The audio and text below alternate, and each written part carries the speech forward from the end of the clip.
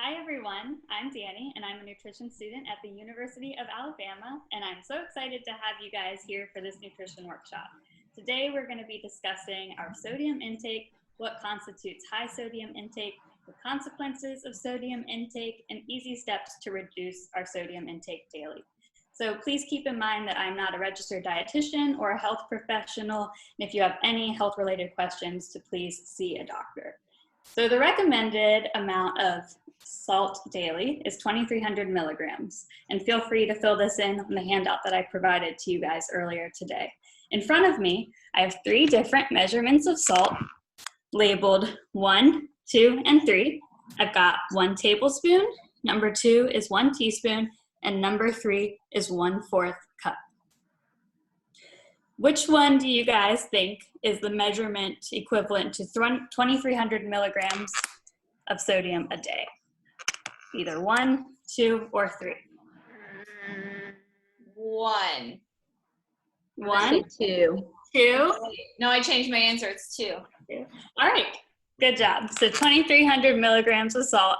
Our daily recommended intake is equivalent to 1 teaspoon. So seeing them in front of you really puts it into perspective. And after this workshop, you guys will be able to make educated guesses and decisions when selecting various food products to help lower your salt intake. So you may be asking why we're even talking about sodium today. And sodium is a key part of our diet as it helps with the functionality of our bodies, but too much can be harmful. So how much is too much salt? The average American consumes about 3,400 milligrams of salt daily. And what is our recommended daily intake? 2,300. Yes, good job. 2,300 milligrams or 1 teaspoon. So what does it really mean to exceed salt in our diet?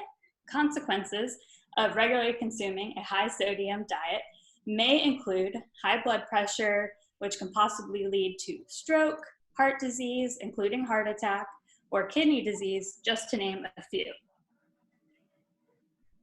So these diseases can be combated by understanding the possible player in their cause, sodium intake. It's also important to note that high blood pressure may rise as we get older, so it's important to limit our sodium intake now to prevent this.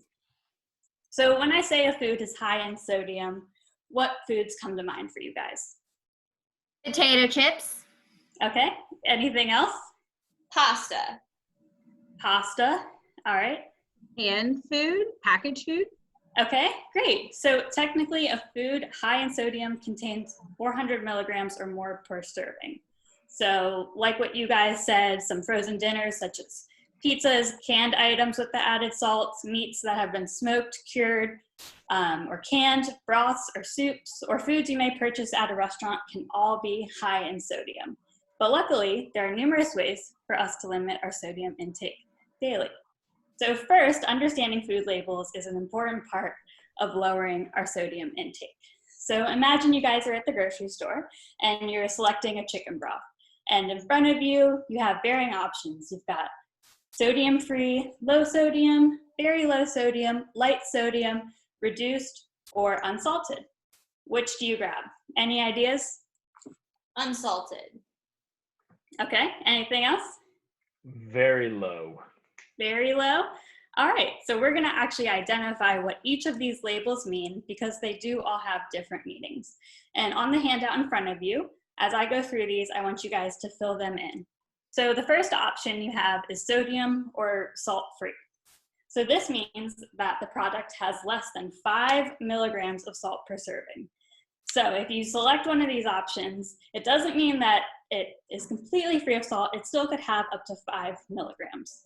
The next option you have is very low sodium, and any product you select that's very low sodium is going to be 35 milligrams of salt or less.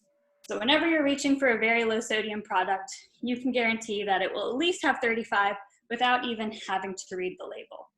The next option we have is going to be low sodium, which is 140 milligrams of sodium or less. And this is a really good option when you're selecting a broth that could normally have up to 1,000 milligrams of sodium per serving. So things tend to get a little trickier when we go into our reduced sodium. So reduced sodium means that the product has 25% less sodium than the original product. So this could still be that the product is high in sodium, even though it is reduced, because our high sodium constitutes about 400 milligrams per serving, and some products could still have that even if they're reduced. And then our light sodium means the product has 50% less sodium than the original product, and no sodium or unsalted means that no sodium was added during processing, but sodium could still be present. So it's important to still look at those labels. So now that we've gone over these, I want to test your guys' knowledge. So I have 4 chicken broths here. I have unsalted. I have 33% less sodium. I have regular. And I have low sodium. And in the chat box, I want you guys to rank these from highest amount of sodium to lowest amount of sodium. What you think would be the highest to the lowest. And Can you can just say them write- again?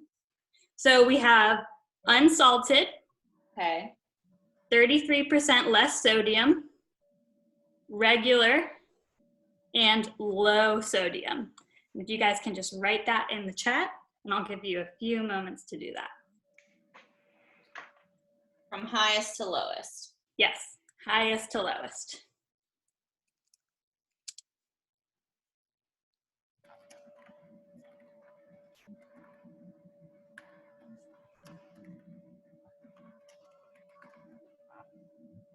Is that right? I think Those two, that could be different. low sodium is lower than unsalted. Because unsalted, No, unsalted means there's no salt. there's salt added. Yeah. They could just, I mean, you don't have to add salt to be a salty chicken. Or we put different answers. Bring it. All right, so which one do you guys think has the highest amount of sodium? Regular. Regular. Okay, Regular. awesome. So the regular broth is the highest amount of sodium. It has 860 milligrams per serving, which, as we said, is twice the amount of the high sodium of 400 milligrams. So that is going to be the highest. The next highest is 33% reduced sodium, and this has 570 milligrams of Is sodium. that actually 33% less? It says it, so it should be. So this would be closer to your reduced sodium with the 33% because our reduced sodium was 25% less. So still a better option than our regular, but still higher than we would like. So the next highest option we have is our low sodium. And does anyone remember what our low sodium meant?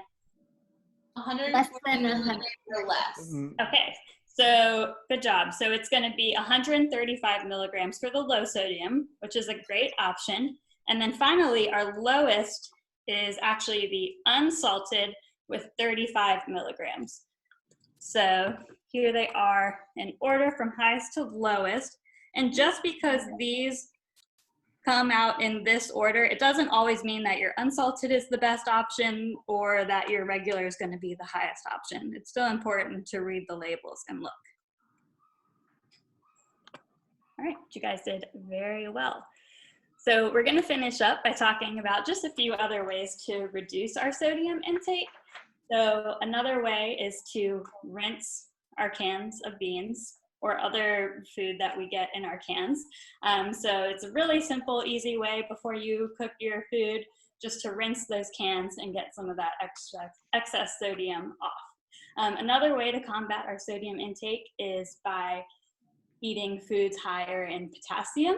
So as sodium can raise our blood pressure, potassium is an important mineral that can assist in lowering our blood pressure. And does anyone have any sources of potassium in their diet currently? Bananas. Bananas. Bananas? Banana. Good. So foods like bananas, oranges, cooked spinach, yogurt, broccoli, beans, if we rinse them off. Dates and potatoes are all really good sources of potassium, and this can help lower our sodium intake. And then finally, the last way we can reduce our sodium intake is by removing the salt shaker. So when you're out at a restaurant and you find yourself adding salt to food, or you're at home cooking and you find yourself adding, you can take the easy step of removing the salt that you're adding, or measuring it out so you're not just adding it and you don't know how much you're putting in. So now I want you guys to just take a moment, and on the handout in front of you, you've got a list there, and I want you to list 3 ways that you can reduce your sodium intake daily. And you can either list ways that we've talked about today, or you can list a new way that you've done before. Could eat less fried foods. Or oops.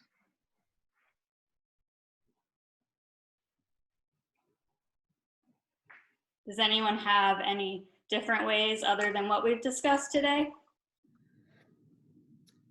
Could eat less fried foods. Okay, less fried foods. Read the label of the sauces. Read the label of the sauces. That's a good one, because a lot of your sauces and your salad dressings, that's where a lot of the higher sodium is. That's a good one. Cook more. What? Don't eat out as much. Cook Mhm. more at home. When you're eating out, you don't know how much they're putting in. So it's definitely more beneficial to cook at home, so you know exactly how much is going in and what you're adding. Good job, guys. So sodium really is an essential part of our diet, but too much, as we discussed earlier, can lead to problems such as stroke and heart disease. So it's important to understand these ways that we can reduce our sodium intake daily, from reading these labels, increasing our potassium intake, and just making conscious choices daily to limit the sodium intake. And so how much is our recommended daily intake? 300 milligrams. Yes, good job. Thank you guys so much for joining me today. Does anyone have any additional comments or questions? I'd like to comment and say that was phenomenal. Thank you, thank you. So if there are no other comments, I'd like to wrap up by having you all take a picture of your handout. My number is in the chat, so you guys can send that to me whenever is convenient for you. And thanks again for joining me. Thank you. Yeah. Thank you. Thank you. Thank you.